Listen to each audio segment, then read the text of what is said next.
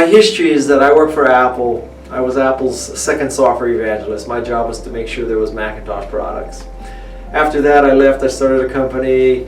I became a writer and a speaker. I returned to Apple's chief evangelist. That was in '95 when Apple was supposed to die. I did that for a couple years to maintain the Macintosh cult. Started more companies. Became a writer, a speaker again. So today, I'm chief evangelist of Canva. I am Mercedes-Benz brand ambassador. I'm on the board of trustees of Wikimedia, which is Wikipedia, and I'm an executive fellow at the Haas School of Business of UC Berkeley. And I am a father of 4 kids. Jewelry manufacturer, I learned a very, very important skill for the rest of my life, which is how to sell. And this is a very good lesson for entrepreneurs. There are fundamentally only 2 things that happen in a startup. Somebody's making it and somebody's selling it. Everything else is bullshit. So evangelism comes from Greek words that mean bringing the good news. So working for Apple, I brought the good news of Macintosh, democratizing computing. Working for Canva now, democratizing design, bringing the good news that anybody can create great design. So the difference between evangelism and sort of typical sales is that typical sales, you have your best interests at heart. I want to make my quota, I want to make my commission. Evangelism is, I think you should use Macintosh because it's good for you. It's going to empower you. It's going to make you more creative and productive. I think you should use Canva because it's going to make you more creative and productive. You're going to have better graphics. You'll be more successful. Don't get me wrong. It will also benefit me. But I'm telling you this because it's good for you. It's also good for me, but it's good for you. I'm not telling you to do something that's bad for you and good for me. That's the difference. For a great product or service, I think that it will be so obvious that some people will almost involuntarily become evangelists for you. You should just build a great product or service. And it's easy for me to say, it's hard to do. It's hard to do. Not that many companies truly have evangelists because not that many companies have that great stuff. Lesson number 1 I learned from Steve Jobs is that customers, your current customers, can't tell you how to create a revolution. They're going to just tell you that we want a bigger, faster, cheaper Apple II. They're not going to tell you they want a Macintosh. They're going to tell you they want a bigger, faster, cheaper Macintosh. They're not going to tell you they want an iPod. And so, great products that jump to the next curve, that occurs because of luck, vision, passion. That you have Steve Jobs on your staff, it's something like that. It's not because your current customers are going to say, well, let's say you're a current customer of an Apple II, which is before your time. And, I don't think the Apple II owner would wake up in the morning saying, man, what we really need is a computer that runs no Apple II software, that has a mouse, nobody knew what a mouse was, that has a WYSIWYG display, nobody knew what a WYSIWYG display was, that has WYSIWYG printing, nobody had WYSIWYG printing because you were printing, typewriter balls, right? And so they cannot possibly define the next curve. So that's lesson number 1. If you want to jump to the next curve, you can't listen to your customers. Lesson number 2 is that good people hire good people, bad people hire worse people. So A players hire A players or A plus players, B players hire C players, C players hire D players. So the key is never hire a B player. Because as soon as you start hiring B players, they hire C, C hires D, D hires E, and pretty soon you have Z players surrounded by bozos. Second thing I learned from Steve Jobs. Third thing I learned from Steve Jobs is just that less is more. Less is more in everything. Less is more in user interface, less is more in industrial design, less is more in PowerPoint. If you looked at a Steve Jobs slide, black background, 100-point font, 1 graphic, 3 or 4 words. That's a Steve Jobs slide, right? Most entrepreneurs who are watching this, white background, 10-point font, 70 words per slide.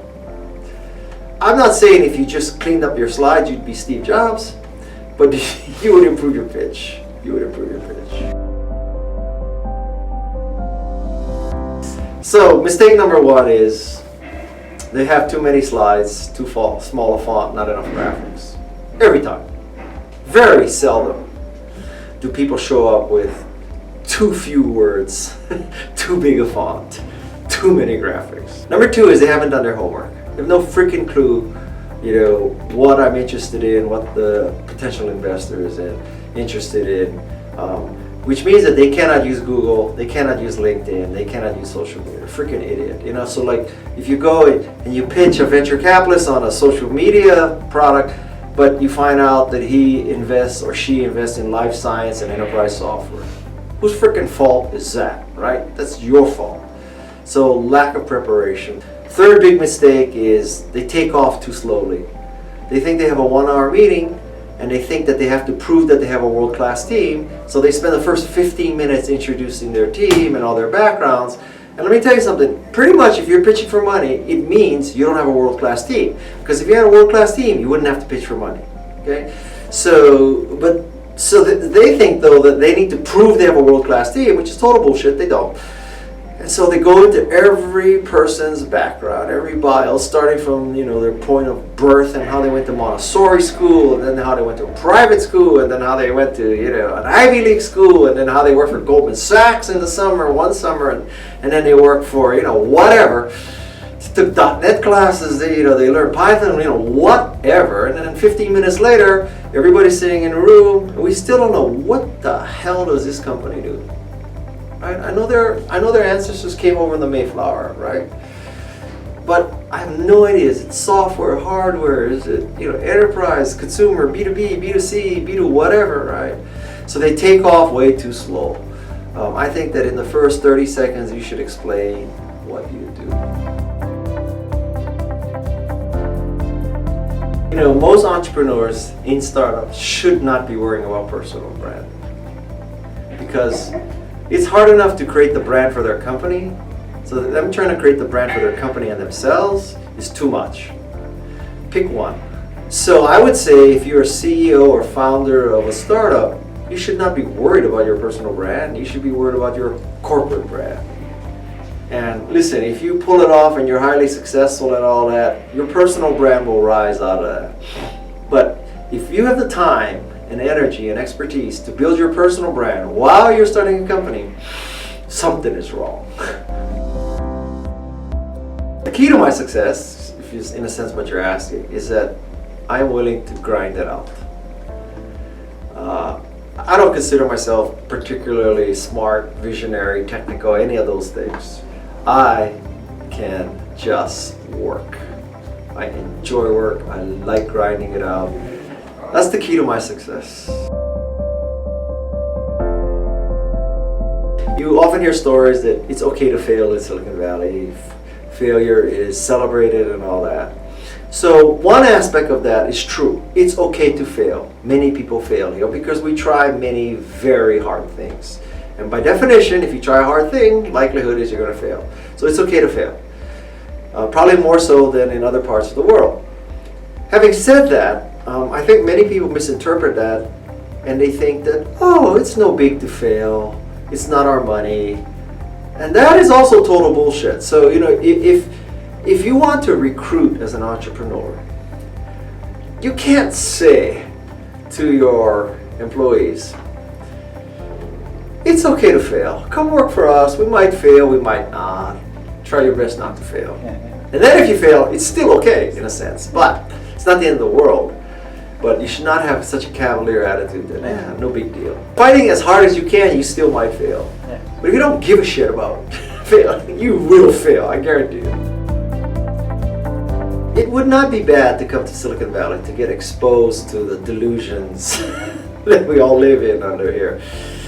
Just as I suppose if you wanted to be a movie producer, it wouldn't be bad to work a year in Hollywood, right? Or anything like that. If you wanted to build cars, it wouldn't be bad to go work in Stuttgart for a while. I don't think it's necessary. I also don't think it's sufficient. It would open your eyes. Like, I was born and raised in Honolulu, and when I came here, my eyes were opened.